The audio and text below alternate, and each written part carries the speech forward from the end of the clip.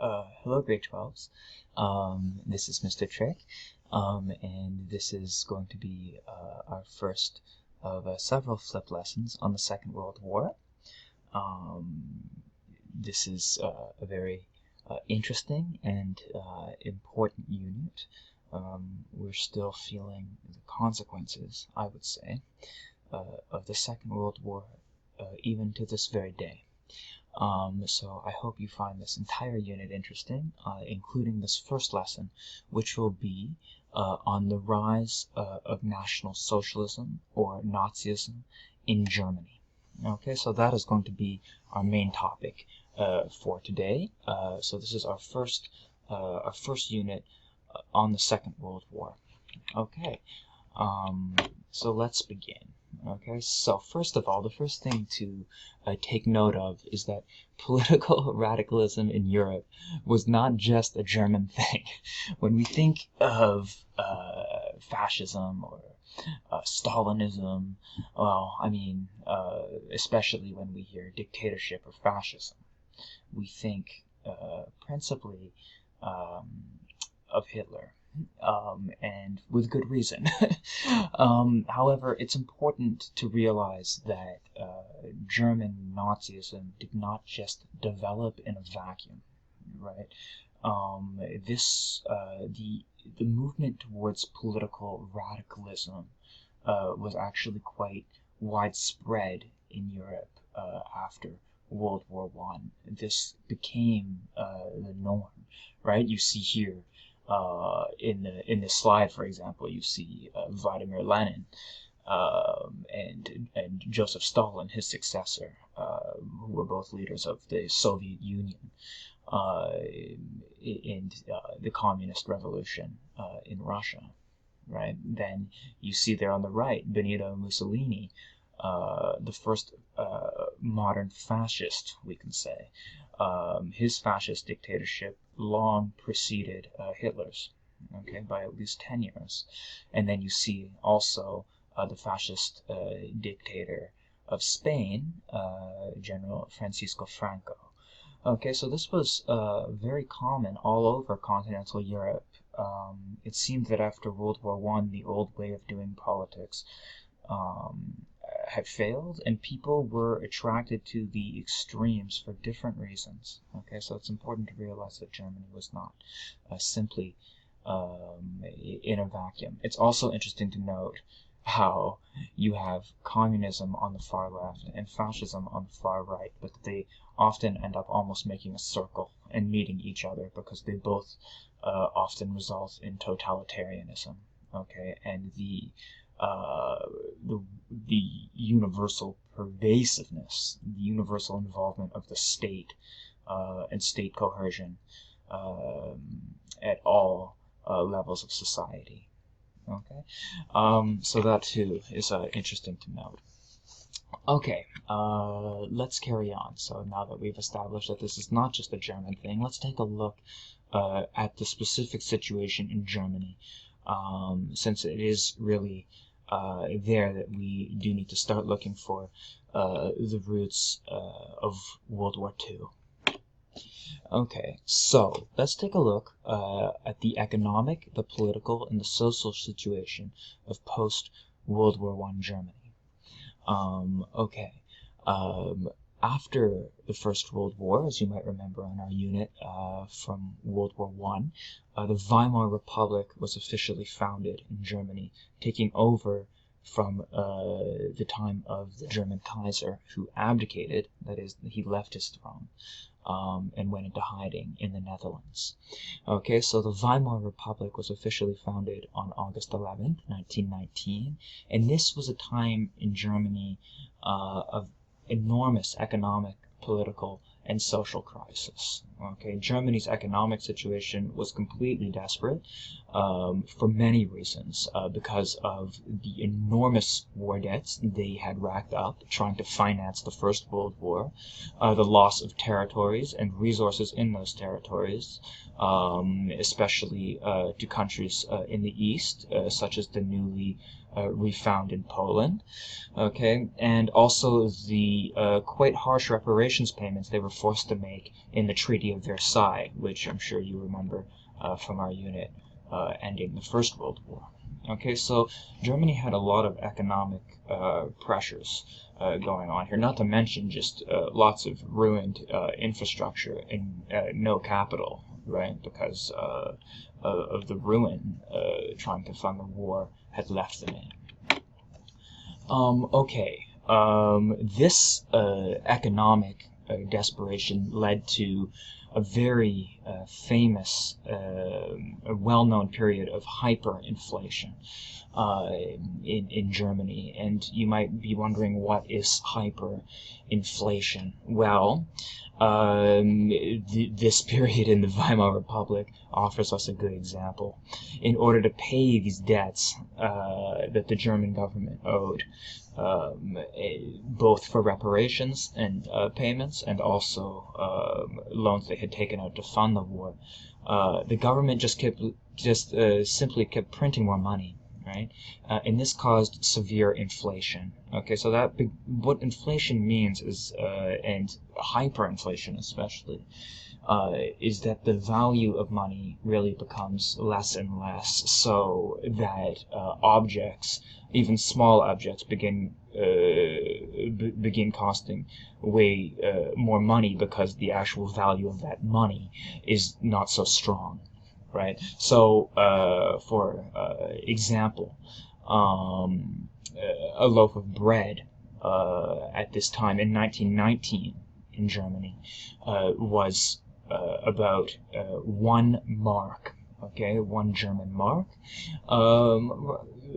which was less than $1 at the time, okay. But by 1923, that same loaf of bread had cost 100 billion marks, okay. It's pretty hard to imagine, but literally the currency was losing value almost hourly.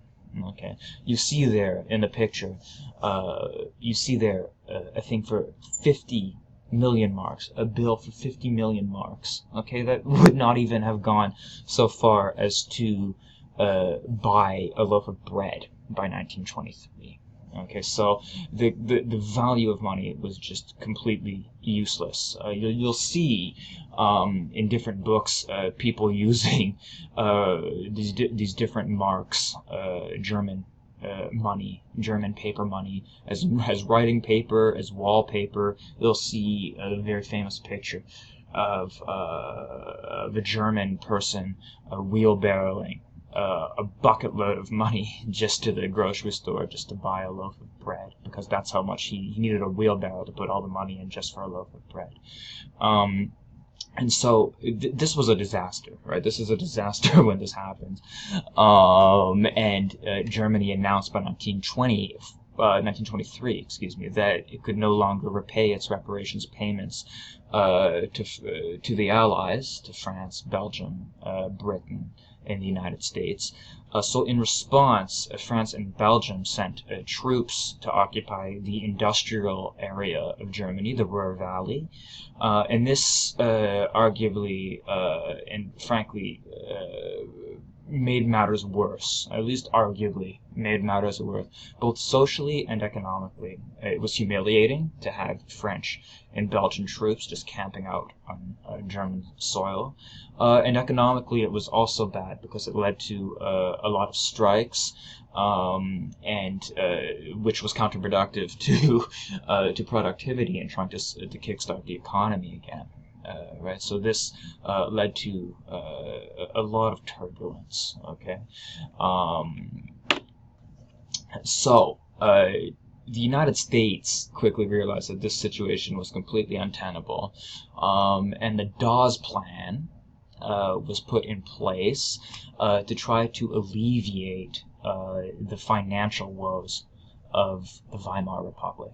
The idea was that U.S. banks would lend money to German banks in order to help Germany pay back the reparations that they owed. Okay, and the idea was that German assets would be held in collateral, okay, to pay back, to fund these loans from the United States banks. The plan also put an end to the French and Belgian occupation of the Ruhr Valley, which was important, again, both for social and economic reasons. The plan did stabilize Germany's economy in the short term, but unfortunately, the worldwide economic crash of 1929, the Great Depression, which we've discussed a little bit, sent Germany's economy back into complete disarray. And in fact, Germany suffered even more because now it was so tied to U.S. financial institutions. When those institutions tanked, the German economy felt it even worse than the other European countries. So short-term stabilization, but when the Great Depression hit in 1929, it brought back renewed disaster for Germany. So we need to think, when we're thinking about the rise of political extremism, one thing to note is that this often happens in times of economic turbulence. And a good question that I want you to be thinking about and reflecting upon is why that might be. Okay, so let's get into a little more discussion around political and social instability. So from the very beginning, radical groups on both the far left and the far right were causing a great deal of instability in the Weimar Republic. Okay, this was very difficult to get under control. The communists of the radical left wanted nothing less than a complete workers' revolution. And the nationalists and the monarchists of the radical right wanted to preserve the very hierarchical politics and very hierarchical nature of German politics and society, and to look also to militarism, or at least a very prominent military presence as a backbone of German identity. Okay, so you see here you have two very clashing views of the way society should look, and not a lot of people are falling in the middle ground, or at least it doesn't seem that way when there is so much turbulence going on. Okay. So this tension between the far left and the far right, between communists on one side and far right nationalists and what we will later come to call fascists, who also tend to be militarists. The tension between these groups often led to street fighting in the major cities of Germany, in Berlin, in Munich, etc. Okay, to make matters even worse for the Weimar Republic, both of these major groups, these extremist groups on both the left and the right, founded paramilitary organizations of their own. Okay, paramilitary literally means beside the military. In other words, groups, political groups that pretty much had their own private military forces running around as well, which you can imagine puts the government in a very difficult position. It's in a three-way. It's in a two-way fight and a three-way overall fight. So you have every side fighting one another. It made things very difficult, obviously, for government soldiers to try to bring things under control, with both left-wing and right-wing paramilitary groups also fighting it out in the street, fighting each other and fighting the government troops. Okay. You might be wondering why so much instability. I mean, what was causing all this political and social instability? And the truth of it is that there were many factors that we need to look at here as to the instability in Germany at this time. There was simply the humiliation of losing World War I. And the huge numbers of casualties suffered. Right, Germany suffered well over 1 million dead, 5 million injured, and many more issues from the war. Starvation. Okay, there was a blockade on Germany for a very long time, so issues of starvation and malnutrition it had just caused a huge number of health problems as well. There was also the idea of political compromise as weakness, unfortunately. Like I was saying before, just on the far left and the far right, you have this idea that it's an all or nothing game. It's either we have the workers' revolution on the left, or we have the strong king or strong leader and a strong military and a very hierarchical society on the other. There's no compromise in between. So trying to find middle ground was seen as weakness by a growing number of very dissatisfied people. I would say especially younger people. There were also rapid social changes taking place in society, in German society at this time, that ran into conflict with traditional values. Okay, so new musical tastes were entering the Weimar Republic at this time, modernist art, jazz. You had lots of African-American jazz influences coming over.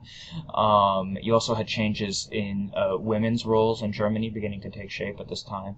But this clashed with a very traditional view of German values, which was fairly hierarchical, very patriarchal. So you can see that would cause a lot of tension as well. But above all, I'd say underlying all of this, in my opinion, it was the terrible state of the economy that led to such instability. It's never the economy alone, but when the economy is in such a terrible state, it generally tends to make all those other factors even worse, right? And tends to emphasize and bring out the sort of negative, the negative energy of all those other problems, right? However, I want you to keep in mind that this is just that by no means what I'm lecturing here. By no means, I have no claim to objective truth here, right? So what I'm teaching, I don't want you to accept purely for objective truth. My hope is that, and indeed what I'm going to have you doing, is doing a lot of your own research on these things and coming to conclusions together as a class as well, right? Which is what we're going to be doing, a lot of class discussion in class, hence why I'm giving the lecture now. Okay. Okay, so that was just a brief aside there. Please forgive me. One of my major thoughts that I want you to consider is that economic, political, and social factors are all related. And I would love to see what you think of this. So take note of this and reflect on this and let me know what you think about this in class. But in my opinion, from what I have seen studying history, economic, political, and social factors all seem to influence one another in a society, right? An economy shapes culture and politics, and in the same way, culture and politics shape the economy. When economic disarray is coupled with widespread social dissatisfaction and a lack of harmony in society, the resulting situation can become quite ugly. And how ugly often depends on a lot of other factors. But Nazi Germany is an example of just how ugly things can become, and very quickly, too. Okay, so just reflect on that and why that might be. Okay, so now that we've laid the background and the context that the Nazi Party emerged from, let's take a look at the rise of Hitler and the Nazi Party. We can truly say, I think it's safe to say, some may disagree, but I do think it's safe to say that Hitler is one of those people wherein if it had not been for him, this whole movement might not have ever taken shape. He is truly somebody who made a difference for the worst, right? In the most terrible way. Right, which is incredibly sad when you think of it. But it is truly an example in history of the individual person who was able to shape larger forces and move history in a certain direction, in this case in a very bad direction. Of course, it's never just one person alone, but without this person, arguably it would not have taken place, at least in quite the same way as it did. Okay. That in itself is an interesting thing to consider, and it is debatable, but it is something that, in my opinion, that is true for Hitler. Anyway, let's take a look, a little bit of a deeper look at Hitler here. So Adolf Hitler was born in Austria, firstly, okay, which is not Germany. It's a separate country, okay, so take note of that. He was born in Austria in 1889. In Austria, they also speak German, and so as a young man, Hitler immigrated to southern Germany, to Bavaria, where he was an artist, and not a very bad one, I must say, but he was not very successful. I think this really made him bitter. He was a young man looking for meaning in his life, and I think a lot of us can relate to that, actually, and we can relate to the disappointments we experience when we have a passion and it doesn't seem to be working out. Needless to say, World War I came around, and he joined it with great enthusiasm. He took very quickly to extreme nationalism and militarism, and thus was severely bitter and ashamed at Germany's loss of the First World War. He thought that this was something terrible, and for him the experience of war did not turn him off the idea of war, but rather made him more rabid and more I guess we can say more more enthusiastic, I guess is the word, for conflict and for war as some kind of means of strength and growth. Okay, of course this is a very dangerous ideology, highly militaristic, but it's something that he was already experiencing right after the First World War. We see that in 1919, just the year after the war ended, Hitler joined the far-right nationalist and anti-Semitic party known as the DAP, or the DAP. Okay, in 1920, the DAP changed their name to the NSDAP. That's an acronym which in English renders the National Socialist German Workers' Party. Okay, this party was a party that started as being anti-capitalist as well as anti-Marxist or anti-communist, as well as being anti-democratic. Okay, so it was and very anti-Semitic as well. Okay, so it was kind of it grew out of that mold and took on a more pro-business attitude later on, but we'll talk about that more later. Anyway, if you're ever wondering what Nazi, where we get this term comes from, it comes from shortening National Socialist German Workers' Party. We just shorten it down to Nazi. Okay. Hitler quickly rose to prominence in the party. Right. He was arrested in 1924 for an attempted coup against the Weimar Republic, where he tried to overthrow the Weimar Republic and install himself as dictator, much like Mussolini had successfully done in Italy just a couple of years earlier. But this coup was quite laughable and failed miserably. He was charged with high treason. He got a 5-year prison sentence, which was the lightest sentence for such a serious crime. And of that, he only served 8 months. So he only served 8 months of a 5-year sentence. It's interesting to note that the judiciary at this time in Germany, as well as many politicians and especially military leaders and police officers, were more inclined to show leniency and tolerance for far right-wing activity than for far left-wing activity. So a communist would have the book thrown at him for a similar action. But Hitler was from the far right, so he was looked upon more favorably in the judiciary, in certain sections of the judiciary, and certainly in the military and the police.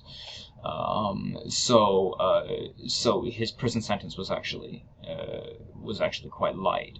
Um, Nevertheless, while he was in prison, a very comfortable prison, I should add, he wrote Mein Kampf, which translates as My Struggle, where he outlined his major political goals. And these were goals that he brought to fruition very scarily during the Second World War, or that he tried to bring to fruition anyway, which was frightening and horrifying enough.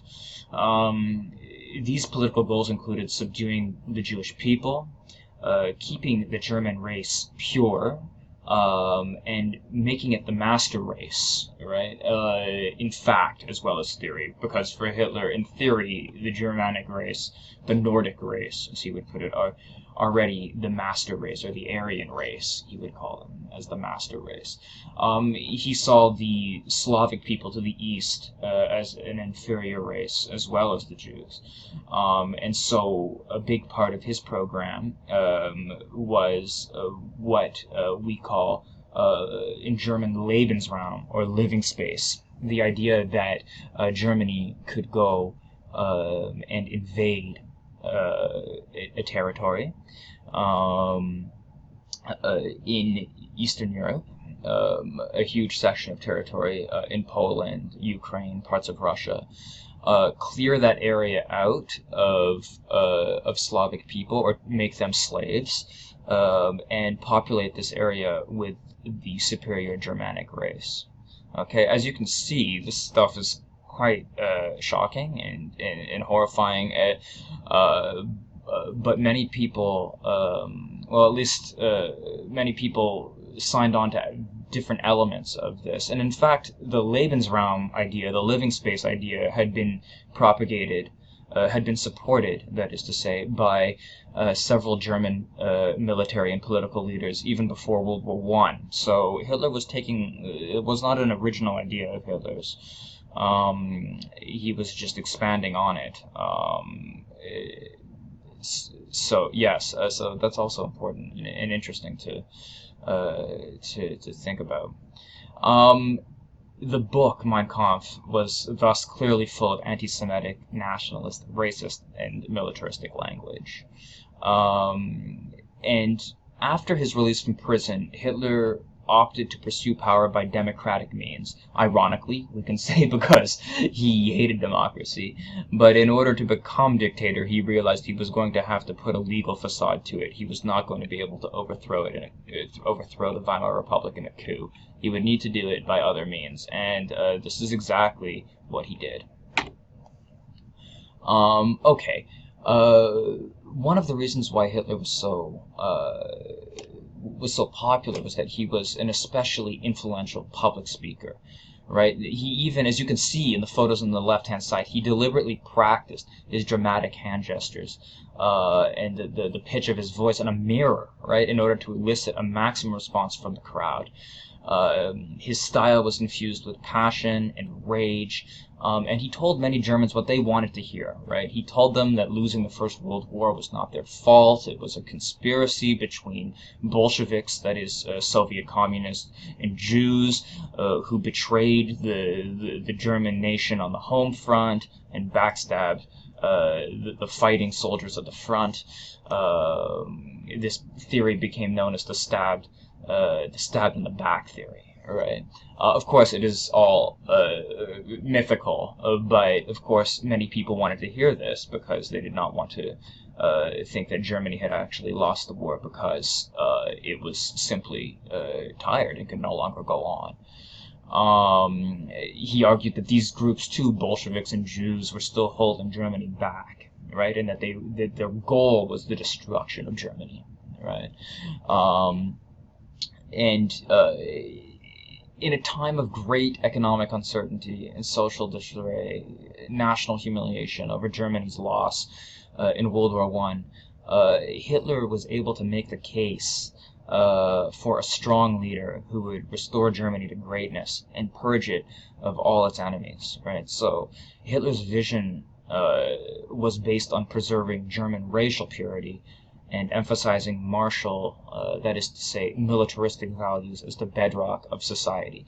Different elements of this, I should add, meshed with different sections of German society, but it is important to note that not every German, or even a majority of them, held such extreme views in every case. It's just that they did have, different German people would have maybe different proclivities to, or different tendencies towards a certain anti-Semitism, for example, which was very common in society, not only in Germany, but across Europe at this time.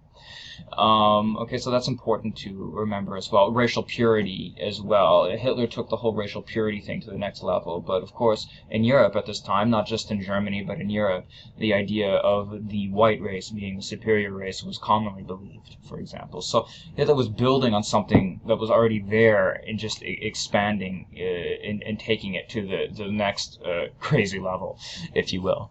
I'd like you to read that the quote I found from Alfons Heck, who is a German historian, reflecting years later on an experience listening to Hitler speak as a child.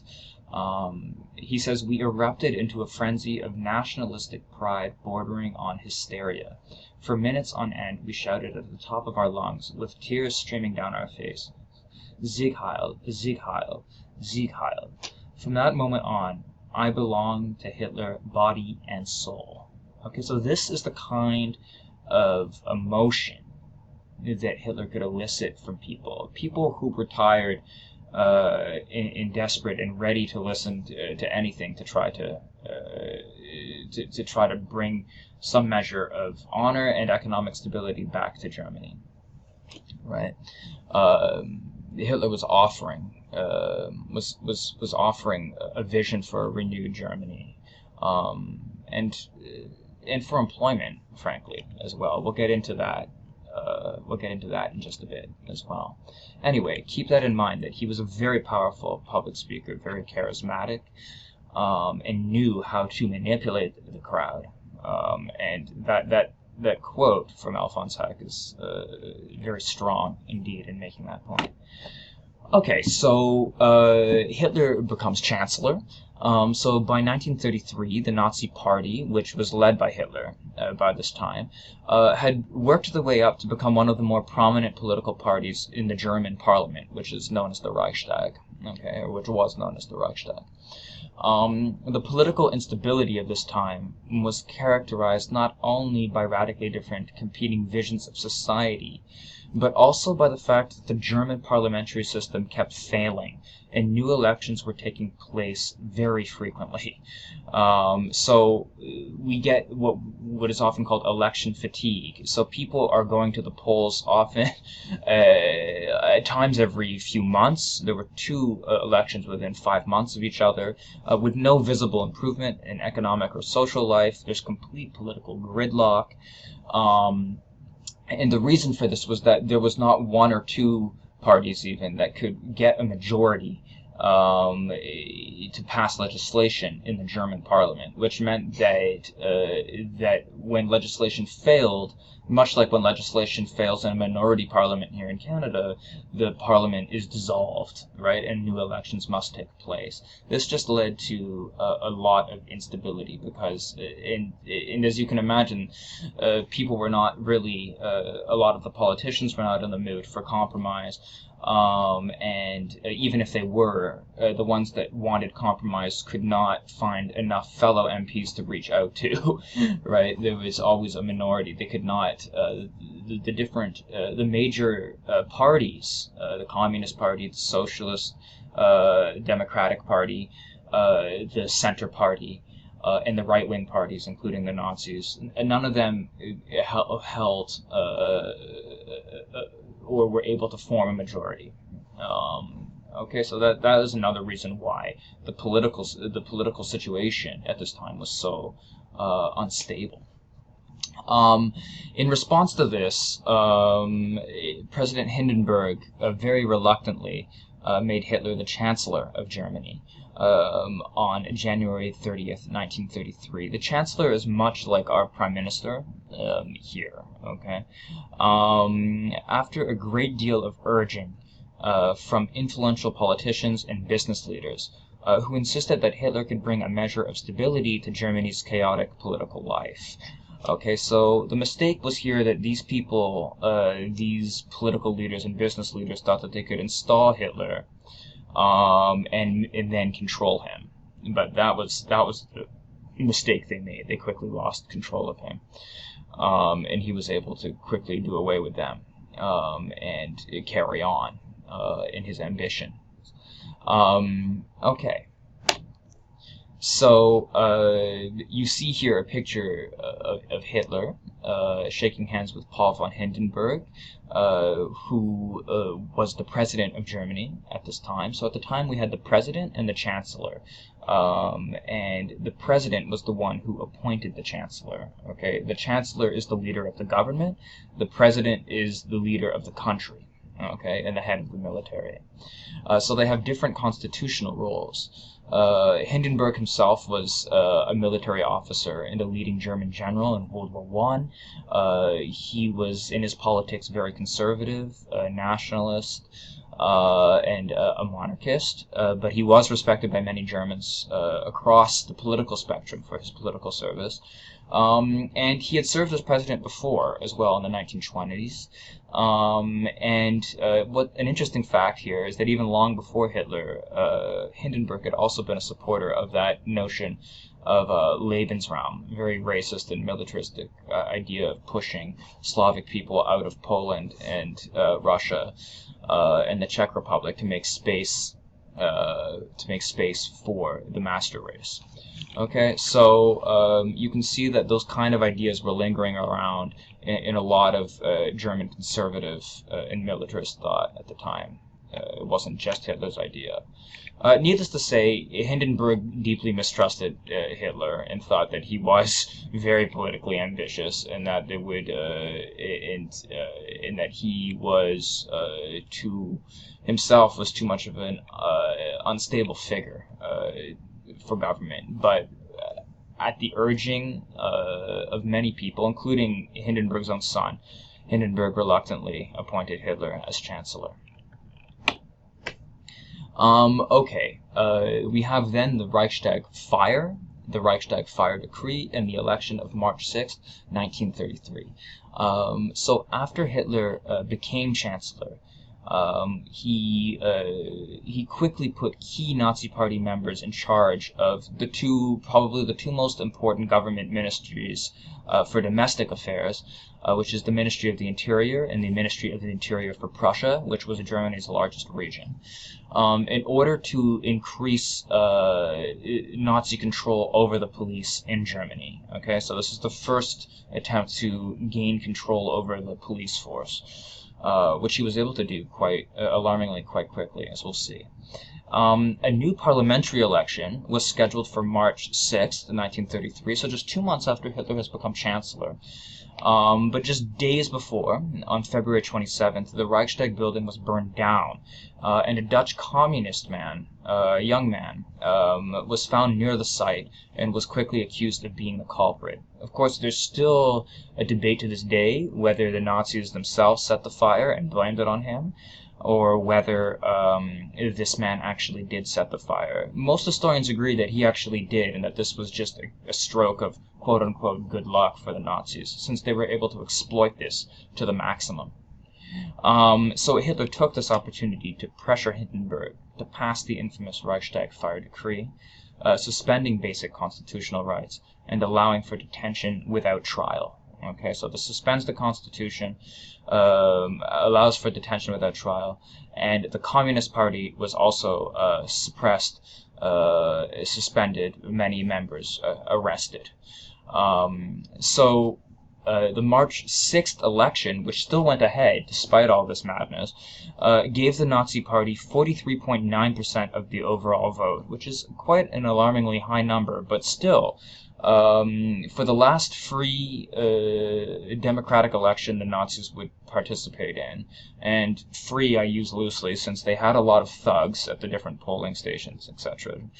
But technically it was fairly free and fair. It's important to note that at this time, even they did not even have 50% of support yet. Right, still 50% of the German population was not on board, right, with what Hitler and the Nazi Party was peddling. Needless to say, Hitler was able to form a coalition government with another far right-wing party, which gave the two parties a large influence in the parliament. Okay, but still not an absolute majority, the majority that Hitler desperately wanted. So in order to achieve an absolute majority in parliament and in governing, Hitler presented the Enabling Act to the Reichstag.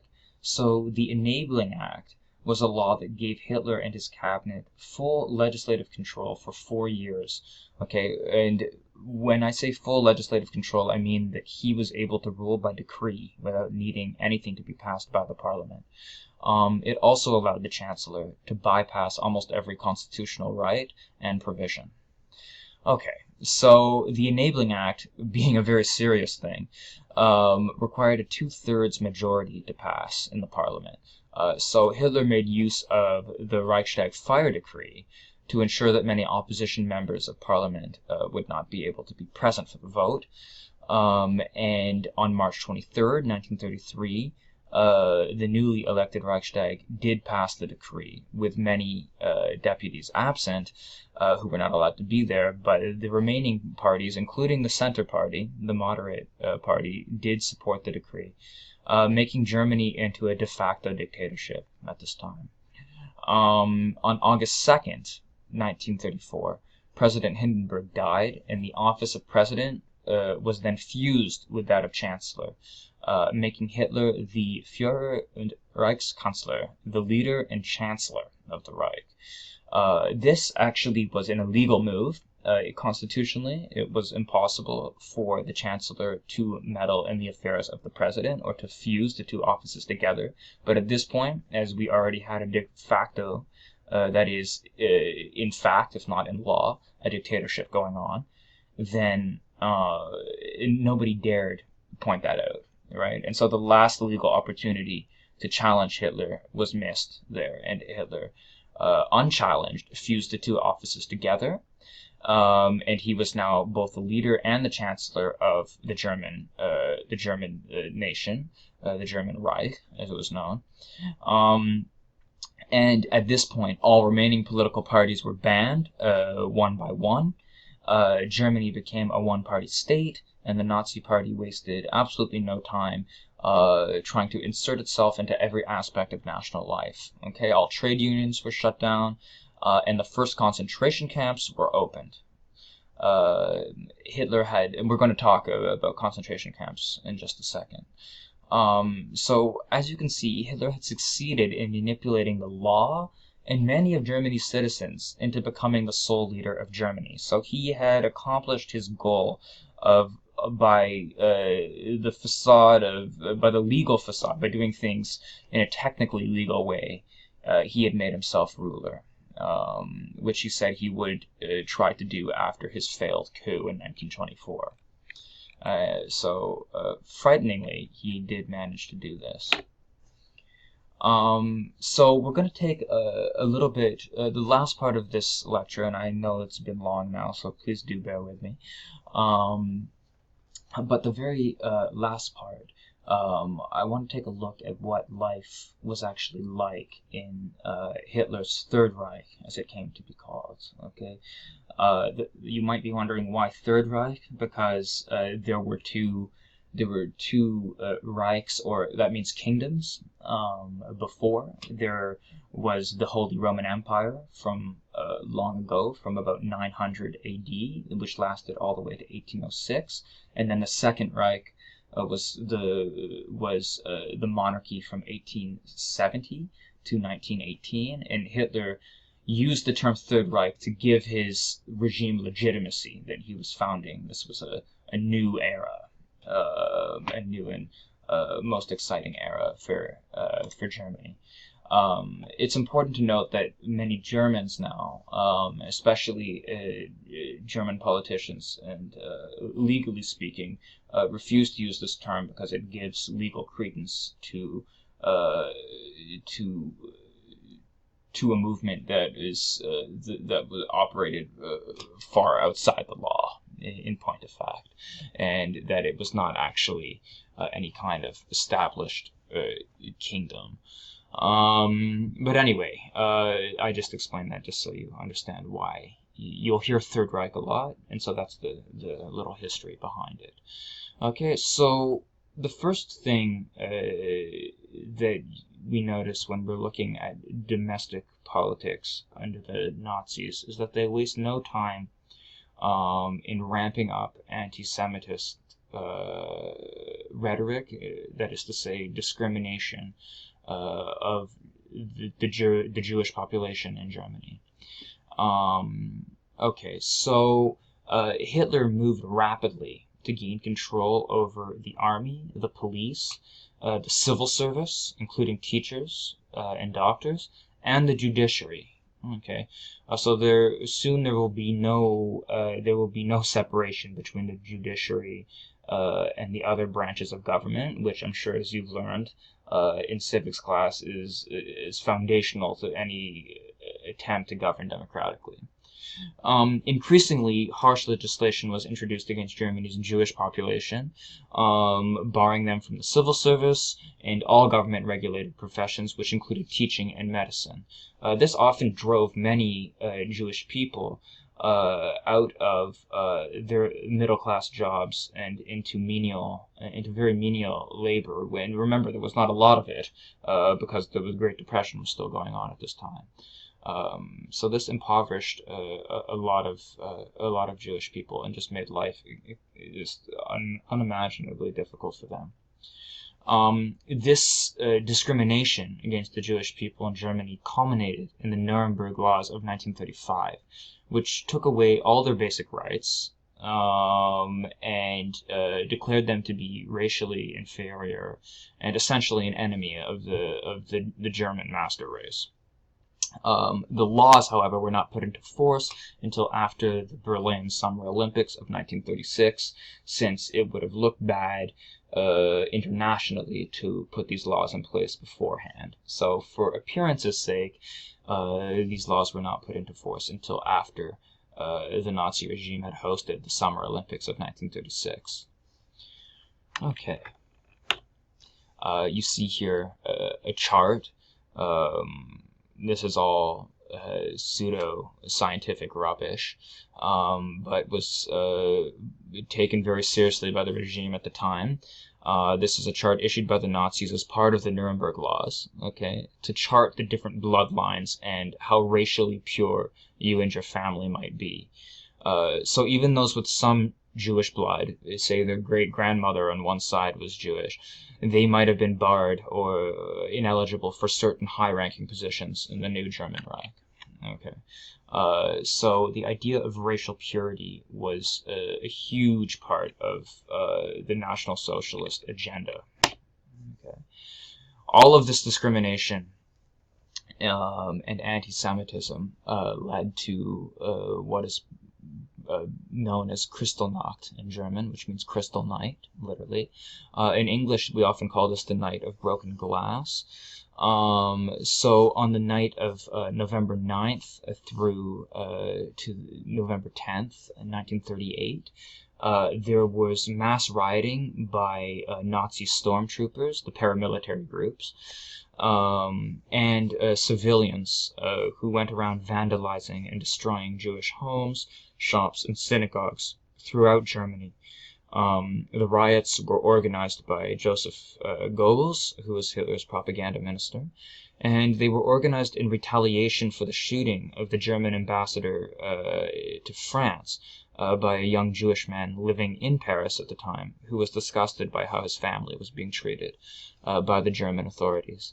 Now, ironically and sadly, the ambassador who was shot was himself under suspicion by the Nazi regime and himself was thinking of quitting precisely because he himself, this ambassador, was so disgusted with how Germany was treating its Jewish population. So ironically, he was not on board, but as he still represented Germany officially, this very disgruntled young Jewish man in Paris decided to assassinate him to send a message. Unfortunately, it made things a lot worse, as it led to this night of severe destruction. Over 91 Jewish people were killed, and 30,000 more were rounded up by the authorities and sent to concentration camps for months. They were kept there for a few months and treated very badly, as you can imagine, but they were later expelled from Germany. So at this point, I'd just like us to consider a couple questions. Okay, so according to the research of historian Sarah Ann Gordon and primary source material from foreign diplomats in Germany at the time, many German citizens seemed to be disgusted with what had happened during Kristallnacht. Some paramilitary leaders and members of the Hitler Youth even refused to carry out Goebbels' orders, while other ordinary members of the Nazi Party actually helped protect Jews that night. What might this tell us about racial, political, and anti-Semitic attitudes within German society during the time of Nazi rule? This is a very interesting question to reflect upon. So I'd like you to do just that, to reflect upon it and come prepared to discuss it in class. Okay, so reflect upon it, take some notes on it if you'd like, and come prepared to discuss it in class. Why might this be the case? And what does this tell us about the racial, political, and anti-Semitic attitudes within German society at this high point of Nazi rule in 1938?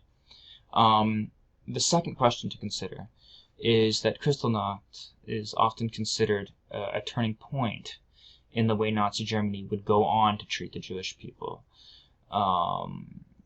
Why do you think it is often considered this way? In order to come to a conclusion, I'd like you to do just 15 minutes of independent research on Kristallnacht, using one of the online encyclopedias you have access to, using your school account. And be prepared to discuss this question together in class as well. Okay, so let's talk a little bit about a very depressing topic, which are the first concentration camps. Often, I think, in our popular imagination, we confuse concentration camps with extermination camps. In fact, there is a difference between them, though some were both concentration and extermination camps. But Germany operated no extermination camps per se until after 1941, I believe. So until 2.5 years after the war had begun. The early concentration camps were set up as a place to keep political prisoners, as well as those considered work shy or asocial, those who were considered lazy, didn't want to work, and who were therefore considered dangerous to society. Okay, so the first people sent to the concentration camps under the Nazis were communists, trade unionists, and Christian church leaders, many pastors and Catholic priests especially, who were opposed to the Nazi regime. And as I was saying, there were many people deemed work shy or asocial who were also sent there.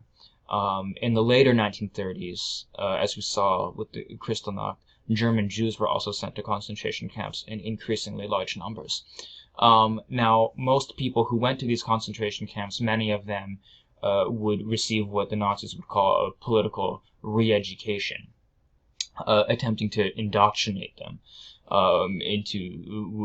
with Nazi ideology, and if that didn't work, at the very least to terrify them enough through their horrible experiences there to lose the will to offer any political resistance in the future. And this did work, and in fact these concentration camps were highly publicized. They were well known about actually, quite early on. By 1934 and 1935, they were publicized in the newspapers, which were controlled by the Nazis at this point, and many people in the public knew about them. And this was deliberate.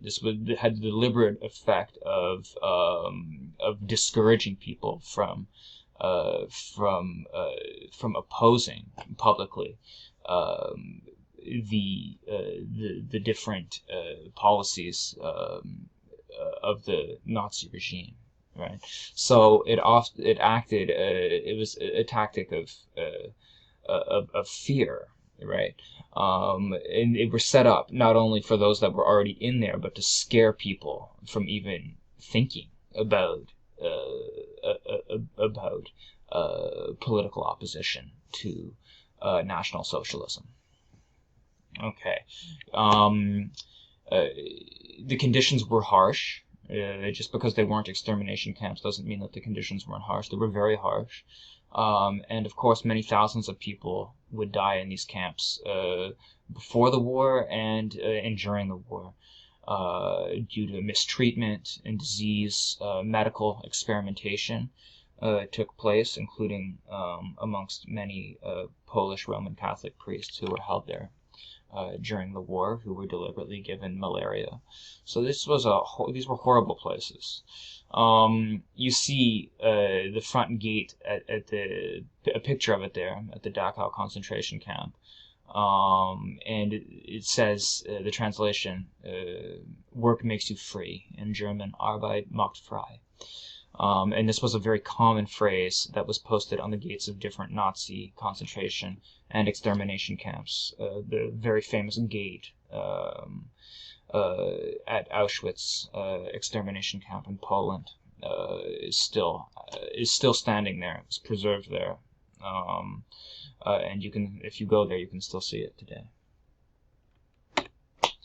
Okay, so let's take a look at briefly some of Hitler's cultural policies, namely, in short, Hitler sought to have cultural life completely reflect and completely assimilated into Nazi values, right, of anti-Semitism, of German racial superiority, and very strident militarism. Joseph Goebbels was his minister of public enlightenment, quote unquote, and propaganda, and he directed his energies into making sure Nazi ideology worked itself into every kind of cultural medium, okay, into music, into the visual arts, into movies and the radio. Artists that did not fit this mold were often certainly shut down and harassed, sometimes sent to concentration camps, and forced. And many immigrated and left the country. Press freedom, of course, was also entirely eroded, and the press became entirely controlled by the Nazi Party. Joseph Goebbels was a master manipulator of the crowds, and was in a very scary way the quote unquote perfect propaganda minister for Hitler. He was able to do this, to spread Nazi propaganda and shut down everything that opposed it so effectively in so many ways, though not entirely effectively and not all the time, but how effective he actually turned out to be is quite frightening. Okay, Hitler's economic policies. This is important because I would argue that the main reason why Hitler got a kick at the can, why the German people even put up with him in the first place, and why they were willing to overlook a lot and give away so many of even their own constitutional rights and freedoms, provisions and duties as democratic citizens, was because Hitler offered them jobs, right? He offered them a way out of economic stagnation. Of course, Hitler was doing this primarily to rearm and remilitarize the country, preparing the country for war. Which, of course, rearming and remilitarizing was in direct violation of the Versailles Treaty, since Germany, as you might remember, was only allowed a small defensive force of 100,000 men, no tanks, no offensive weapons, no air force, no navy. But he deliberately violated this and had every intention of doing so from the very beginning. He also invested heavily in infrastructure projects of all kinds, right? Of buildings and highways, such as the famous Autobahns, which are still famous in Germany to this day, right? These were large infrastructure projects that put many people to work. And many others found work in munitions factories and in the other different kinds of factories needed to produce materials that you would eventually need for a war, foodstuffs, etc. Over the course of just 3 years, unemployment fell from 6 million to just 1 million, which at the time of the Great Depression was especially impressive, right? Very impressive. From just 3 years, from 6 million to 1 million. And that, I think, is why it is easy to see why so many German people overlooked the very many negative aspects of Hitler's National Socialist state, simply because his economic policies proved so successful. So many of them had jobs and were able to support their families and put food on the table. And that, I think, raises interesting questions about even to this day in political life, people talk about how the economy is the most important thing, and it is. I mean, it is in many respects, but it is not everything, and it is not always the most important thing. At least that is something I would argue, and I would argue that it is not worth sacrificing everything else purely for the sake of a better economy. Right? There are some things not worth sacrificing for a better economy. That is something I would argue. Even to this day, many political conservatives might agree, but I digress. Hitler's social policies. Just like culturally, Hitler's main concern with when it came to social life in Germany was to reshape every aspect of German social life into the image of Nazi ideology, right? So the Hitler Youth was founded for boys, and its parallel organization, the League of German Girls, was founded for girls. They were Nazi youth organizations that grew in great number after Hitler became the leader of Germany. Of course, they grew in great number in part because you got favored and gained all sorts of little advantages if you were a part of the organization, and of course it was a good way to hide as well. If you weren't favorable to the organization, it was a good way to take suspicion off you. So for all these reasons, the numbers swelled to 5 million by, I believe, by 1935. In 1934, Hitler passed a law banning all other youth organizations. They were all to be subsumed into the Hitler Youth. And in 1936, attendance in the Hitler Youth became mandatory for all youth, for all boys and girls of Aryan descent, quote unquote. So all what Hitler would consider true, pure-blood Germans. The overall purpose of the Hitler Youth was to indoctrinate children in Nazi ideology, of course, and this is important. One of its key goals was to break the influence of church youth organizations and Christian teaching. Church youth organizations in Germany at this time, both Protestant, Lutheran, and Catholic, were very strong, and church life was still a big part of German life at this time, and Hitler could see that there were many differences, many differences between a Christian worldview and a National Socialist one, and so he knew that he was going to have to try to find a way to break the churches, if you will, and to break and to break the hold of Christian teaching. They would do this not only by teaching anti-Christian ideas at youth gatherings, but also by making Hitler Youth mandatory and then having Hitler Youth on Sunday mornings, right? Basically doing that deliberately so that they would be at Hitler Youth instead of at church, for example. So this was definitely one of the main goals of the Hitler Youth, and I don't think that is talked about enough. So that ties into some other questions I'd like to consider. And that's this. Many people are surprised to learn that the Nazi movement was so anti-Christian and that it sought to replace Christianity with National Socialist ideology. Why do you think Nazis were so worried about church teaching?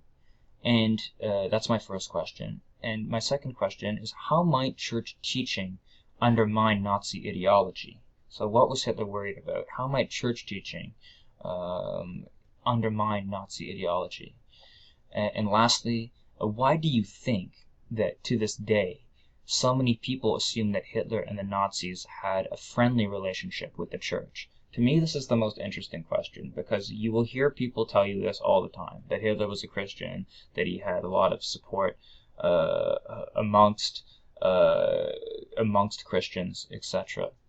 And of course, many Germans were nominally Christian, but Hitler himself was not a practicing Christian, and actively sought its eventual overthrow in Germany, as did many other National Socialist leaders, because they deemed it to be fundamentally incompatible, National Socialism with Christianity. So that for me is the most interesting question. Why do we assume today, why do so many people continue to assume today that Hitler and the Nazis had a friendly relationship with the church? You'll find that that is a myth you will often have to debunk in the future. So I'd like you to come to class prepared to discuss that question as well. And finally, just as matters for further reflection to end this very long lecture, and I thank you again for your patience. I hope you took a break as you were listening to this and haven't just listened to it all straight through. But anyway, for further reflection, after listening to this lesson, what questions do you have? Okay, I'd like you to come to class with at least 2 questions that are on your mind. And actually, I didn't write it down there, but if you could also come with at least 2 observations that you found interesting, or just 2 thoughts, I would really appreciate that as well. And my second point for further reflection is another question, and that's this. What factor or factors do you think most contributed to the rise of Hitler and the Nazi Party? Was it economic issues, political instability, anti-Semitism, racism, polarizing social changes, etc.?